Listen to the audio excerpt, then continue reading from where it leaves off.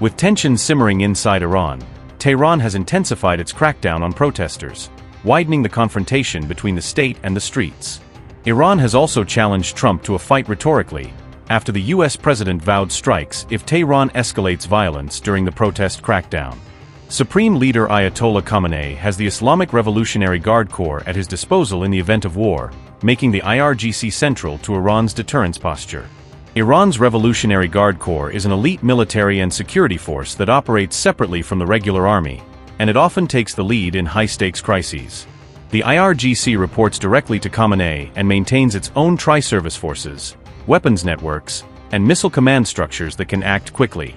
Iran's medium-range ballistic missiles reportedly reach up to 1,240 miles, while some short-range missiles can travel up to 435 miles, putting much of the region within range. Experts cited by the New York Times say several U.S. bases fall within reach of Iran's short-range weapons, especially those clustered around the Gulf. Those include bases and military sites in Kuwait, Iraq, Qatar, Oman, and the United Arab Emirates, which form the backbone of America's regional footprint. Al-Udeid Air Base in Doha, Qatar, lies about 1,176 kilometers from Iran, placing it within range of multiple Iranian missile classes. Naval Support Activity Bahrain is roughly 1,056 kilometers away, and it serves as a major U.S. hub for maritime operations and command. Camp Arif Jan in Kuwait sits around 823 kilometers from Iran, making it a nearby target in any rapid escalation scenario.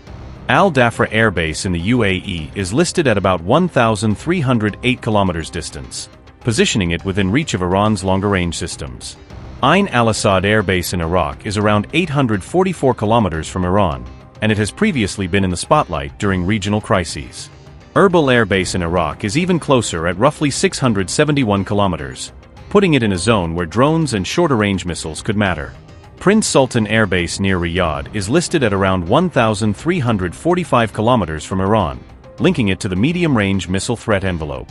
Muwaffaq al-Salti Air Base in Azraq, Jordan, is about 1,415 kilometers away, and it remains a key platform for missions across the Levant. Al Jazeera estimates there are about 40,000 to 50,000 U.S. troops currently stationed across the Middle East, spread across airfields, naval facilities, and logistics hubs. The Arab nations hosting the most U.S. troops are reportedly Qatar, Bahrain, Kuwait, the UAE, and Saudi Arabia, creating a dense network of forward deployments. These bases are essential not only for air and naval operations, but also for logistics, intelligence collection, and regional coordination with partner forces. Al-Udeid Air Base in Qatar is described as the largest U.S. installation in the region, and it also hosts CENTCOM's forward headquarters for crisis response. It reportedly supports around 10,000 troops and functions as a central hub for coordinating air operations, especially during fast-moving escalations. Naval Support Activity Bahrain is home to the U.S. Navy's Fifth Fleet, which oversees operations across the Gulf, the Red Sea, and parts of the Indian Ocean. This naval hub also plays a key role in securing choke points like the Strait of Hormuz, where even minor disruptions can affect global energy markets. Camp Arif Jan in Kuwait is a core logistics and supply hub, sustaining operations in Iraq, Syria, and beyond through movement, storage, and resupply. Kuwait's Ali Al Salem Air Base supports air operations as well, including refueling, transport, and airlift missions that keep regional deployments functional. Al-Dhafra Air Base in the UAE is a key U.S. Air Force hub south of Abu Dhabi, and it has supported missions ranging from counter-ISIS operations to surveillance. Ain al-Asad Air Base in Iraq remains vital for U.S.-Iraqi coordination, and it was hit by Iranian missiles in 2020 after the Soleimani strike. Erbil Air Base supports northern Iraq efforts, serving as a relatively secure hub for training, intelligence, and logistics alongside Kurdish partners. Prince Sultan Air Base in Saudi Arabia hosts U.S. air and missile defense units and aircraft operations, but it also sits under exposure to Iranian medium-range threats. Muwaffaq al-Salti Air Base in Azraq, Jordan, located roughly 100 kilometers northeast of Amman, hosts USAF's 32nd Air Expeditionary Wing. That Jordan base supports missions across the Levant, acting as a staging platform for air operations, surveillance, and regional support tasks. Al-Udeid Air Base in Doha is America's largest installation in the Middle East and a key command node for U.S. Central Command's regional operations. During the reported 12-day war with Israel, Iran's missiles were said to have successfully hit al-Udeid in Qatar, highlighting vulnerability even at major hubs.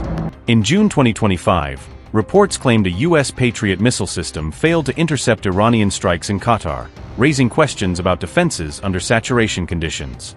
In July 2025, an aerial object reportedly targeted the U.S. consulate in Iraq's Erbil, showing that threats can come from drones as well as missiles. Those reports claimed it was an Iranian drone that targeted the consulate, reinforcing how Iran can pressure U.S. sites with deniable or semi-deniable tools.